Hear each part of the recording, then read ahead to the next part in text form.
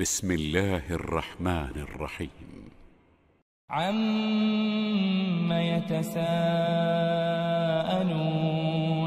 عن النبأ العظيم الذي هم فيه مختلفون كلا سيعلمون ثم كلا سيعلمون ألم نجعل الأرض مهادا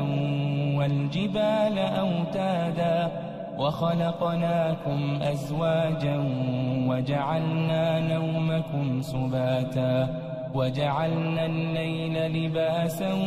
وجعلنا النهار معاشا وبنينا فوقكم سبعا شدادا وجعلنا سراجا وهاجا وأنزلنا من المعصرات ماء ثجاجا لنخرج به حبا ونباتا وجنات ألفافا إن يوم الفصل كان ميقاتا يوم ينفخ في الصور فتأتون أفواجا وفتحت السماء فكانت أبوابا وسيرت الجبال فكانت سرابا إن جهنم كانت مرصادا للطاغين مآبا لابثين فيها أحقابا لا يذوقون فيها بردا ولا شرابا إلا حميما وغساقا جزاء وفاقا إنهم كانوا لا يرجون حسابا وكذبوا بآياتنا كذابا وكل شيء أحصيناه كتابا فذوقوا فلن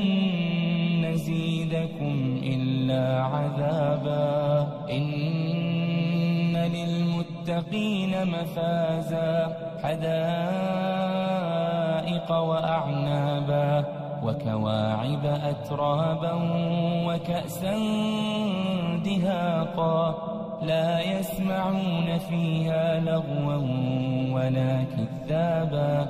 جزاء من ربك عطاء حسابا رب السماوات والأرض وما بينهما الرحمن لا يملكون منه خطابا يوم يقوم الروح والملائكة صفا لا يتكلمون إلا من أذن له الرحمن وقال صوابا ذلك اليوم الحق فمن شاء اتخذ إلى ربه مآبا إنا أنذرناكم عذابا قريبا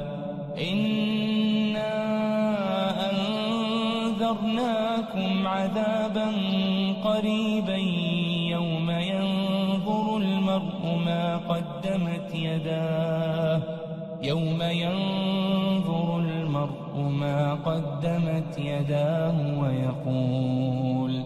ويقول الكافر يا ليتني كنت ترابا.